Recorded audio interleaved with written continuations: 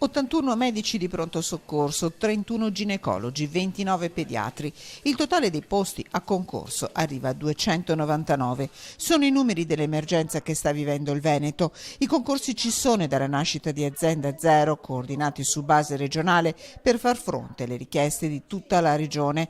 A mancare sono i camici bianchi. Siamo attivi e ritariamo continuamente le procedure concorsuali, quindi facciamo parte sempre per garantire sempre la presenza dei graduatori.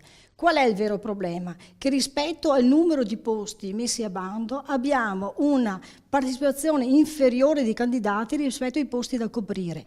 Un esempio, 167 i posti a concorso in 2 anni nell'ULSS 6 di Padova, solo il 20% è stato coperto. Non un problema di fondi, spiega il direttore generale. Non è un problema di autorizzazioni regionali, perché la regione le autorizzazioni ce le dà tutte e nel caso specifico di Padova addirittura ci ha dato 26 dirigenti in più al di sopra del turnover, quindi implementando ulteriormente i dirigenti medici. Il problema è che non si trovano.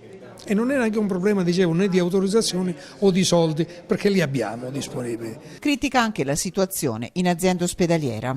In azienda ospedaliera riusciamo abbastanza a reclutare le sostituzioni secondo il fabbisogno che abbiamo, con criticità però nei tempi rispetto alla disponibilità dei medici, perché di volta in volta aspettiamo i nuovi specializzati.